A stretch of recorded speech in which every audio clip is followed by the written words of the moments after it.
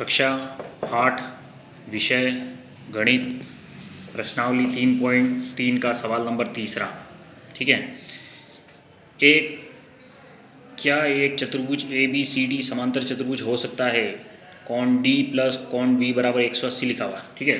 तो अपन ने क्या किया, कोण बी प्लस कोण डी 180 समांतर चतुर्भुज के सम्मुख कोण समान होते हैं।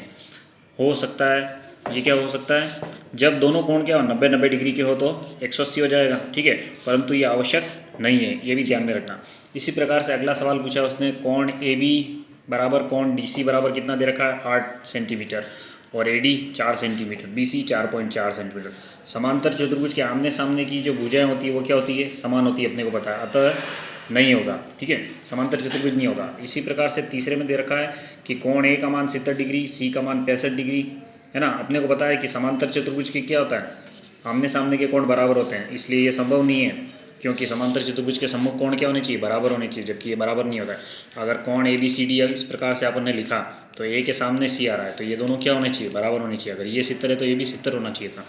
इसी प्रकार से सवाल नंबर चौथा पूछा उसने कि एक चतुर्भुज की कच्ची आकृति खींचिए जो समांतर चतुर्भुज न हो परंतु उसके दो सम्मुख कोण बराबर हों, है ना। तो ऐसा क्या होता है, पतंगाकार चतुर्भुज जो होता है ना, उसमें क्या होती है, ये दो भुजाएं बराबर होती है और नीचे की दो भुजाएं बराबर होती हैं। इस प्रकार से पतंगाकार चतुर्भुज बनाना है अपने को। इसमें क्या होती है, ये दोनों भुजाएं समान होती है और ये भुजाएं समान होती है, इसलिए ये वाला कोण बी और डी जो क्या होंगे, बराबर होंगे, आमने सामने के। इसी प्रकार से सवाल पूछा है उसने पांचवा, किसी समांतर चतुर्भुज के दो आसन्न कोणों का अनुपात 3:5 है। समांतर चतुर्भुज के सभी कोण बताने अपने को। ठीक है, तो इस प्रकार से 3:2 दे रखा है, तो ये 3 है और ये 2 है। तो अगर अपन ये एक लाइन खींचते हैं तो लाइन में क्या होता है, ये वाला तो 3 आ रहा है, इधर वाला कितना आएगा, 2 आ रहा है इसका अनुपात। ठीक है, माना कि अनुपात को अपन ने क्या मान लिया, x मान लिया, तो 3x + 2x बराबर 180 डिग्री। आसन्न कोणों का योग कितना होता है, 180 डिग्री होता है। तो 3 और 2 को जोड़ा तो कितना है, 5x बराबर 180। तो x कितना आएगा, x आ रहा है अपने पास, 180 में 5 का भाग लगाएंगे तो 36 डिग्री आ रहा है ना।